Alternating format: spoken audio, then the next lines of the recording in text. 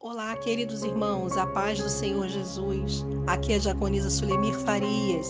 Quero deixar uma palavra de Deus para o seu coração neste dia, que se encontra no livro Evangelho segundo São Lucas, capítulo 7, versículo 1 ao 10, que vai nos dizer assim: E depois de ouvir todos estes discursos perante o povo, entrou em Cafarnaum. E o servo de certo centurião, a quem muito estimava, estava doente e moribundo.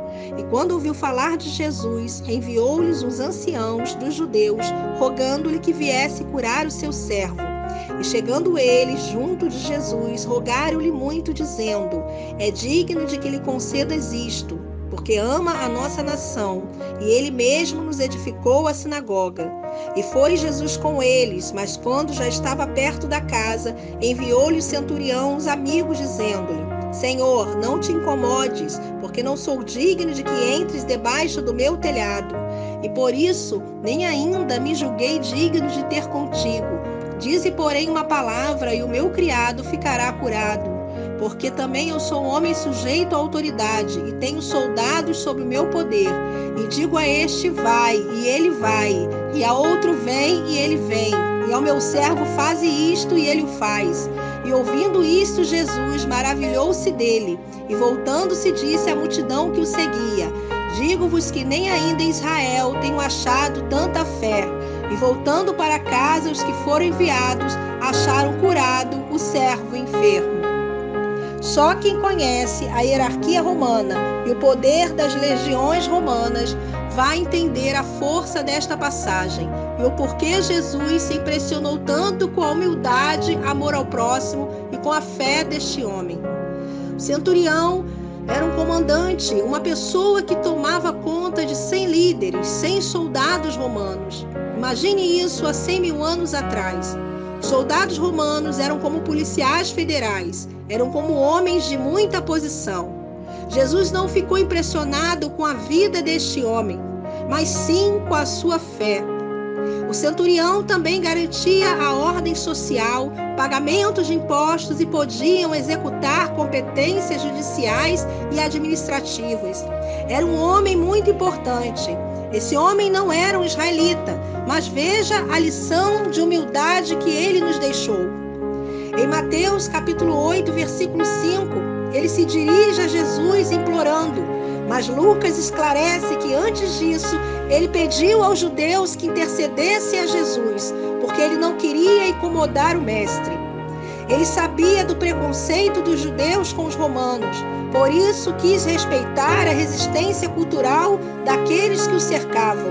Depois da concordância de Jesus, ele se aproximou e o que ele pediu? A cura do seu servo. Jesus disse que iria até a sua casa, mas ele, talvez vendo o olhar opressor dos outros, falou: Não, Senhor, eu sou romano, e pela lei dos judeus eu não sou digno que o Senhor entre em minha casa. Mas veja, eu dou uma ordem à distância, e os meus servos obedecem, mesmo que eu não esteja presente ali. Se o Senhor fizer o mesmo, o meu empregado será curado. Jesus se admirou com a fé daquele homem.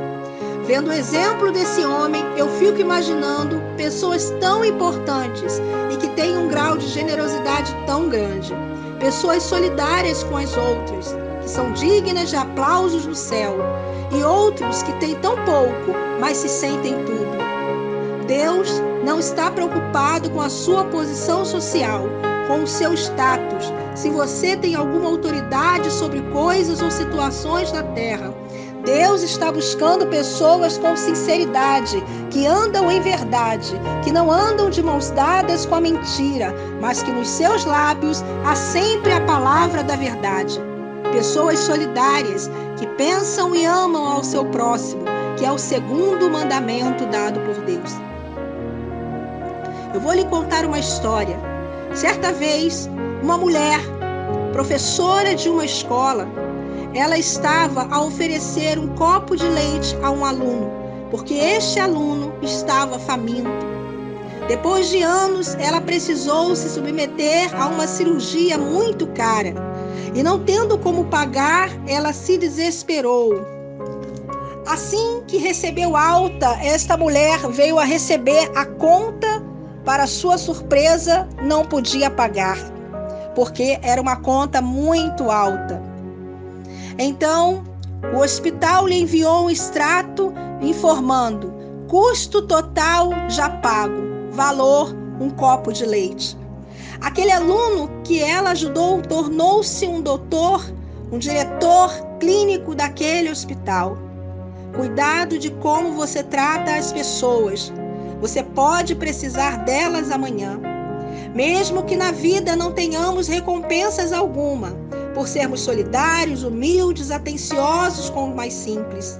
Saiba que antes assim, pois assim vocês arrancam aplausos dos céus, e não tem plateia melhor que a dos anjos de Deus. Este é o reconhecimento que vale a pena procurar. O centurião não usou de sua patente para mandar em nada, mas praticou o maior mandamento para os dias de hoje, que é o amor.